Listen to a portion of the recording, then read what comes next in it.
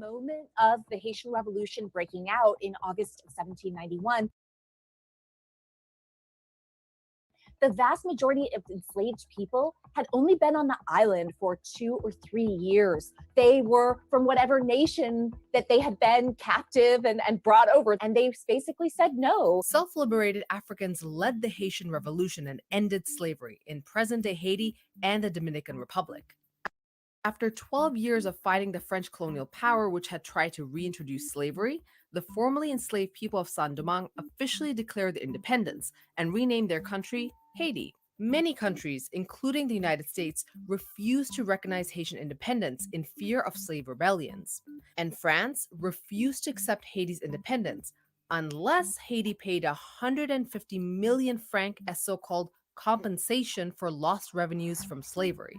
That was around 10 times Haiti's annual budget. But Haiti couldn't decline the indemnity request since the French came ready for war, carrying more than 500 cannons on their ships.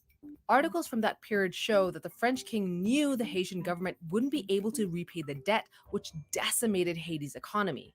Haitians had extremely high taxes, and most of the tax revenue was paid for the indemnity. This left the education system, public infrastructures, and healthcare underdeveloped. Agricultural land was also depleted to grow cash crops that paid for the debt but couldn't feed the country. It took Haiti 122 years to pay off its debt and required taking high interest loans. It's a self-fulfilling prophecy to say that Haiti is poor and Haiti must be poor. And I think the better question whenever an entire people is characterized as poor with this word is to say, not why are they poor, but why aren't you? But it's not just the French who have played a role in Haiti's misery. So the United States has intervened in Haitian affairs quite a lot. President Moïse's assassination in 2021 left some Haitian officials calling for US intervention, but not everyone agrees. The only way that that could ever even have a fruitful outcome would be if it was because they were in dialogue with the Haitian people for the first time, because that is not what usually happens. That's not what happens at all.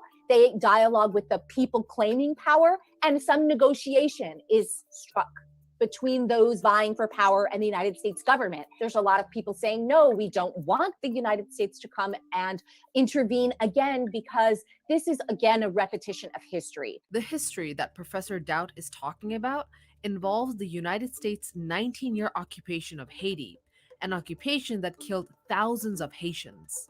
Following the assassination of Haiti's president in 1915, US President Woodrow Wilson's administration invaded Haiti to protect US investments. Then, they forced the election of a new Haitian president who would protect American interests in the country. Racist and fear-mongering rhetoric was used to justify the move. The occupation ensured that the US prioritized its own interests in Haiti over what was best for Haitians.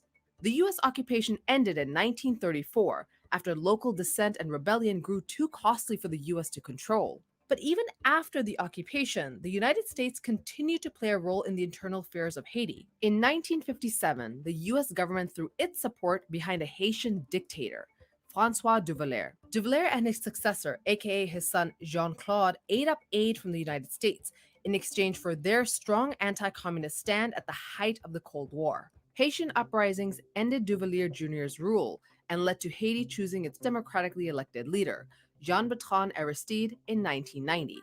But within a year, Aristide's government was toppled by a coup. Not only was one of the leaders of the coup on the CIA's payroll, but the US had set up and funded the Haitian military and National Intelligence Service, which both played key roles in the coup. Ousted Aristide returned to his second presidency in 2001 and again was forced out of office by a coup that he claimed the US had orchestrated. And after that, President Obama's cabinet pressured a Haitian presidential candidate to withdraw in 2010. We see reports coming out of various civil society organizations saying that Haitians have lost faith in the electoral process because it doesn't reflect their actual concerns. And that brought us to the 2016 Haitian presidential election, where late President Moïse was elected with an extremely low voter turnout, but US backing.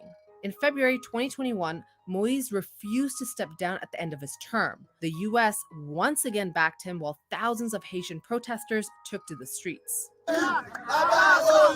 Many Haitians are saying, we want to try actual Haitian democracy, where the Haitian people, not just the elite and the bourgeoisie and the business interests, get to have a say and determine the direction and future of the country. It's clear that Haiti's poverty and political instability has long been influenced and shaped by foreign players. So, knowing this, where does Haiti go from here? We have never been able to see what could happen in this particular Black country without meddling and interference. We should try something new in the United States, and that is back off and back away and let the Haitian people determine their own future.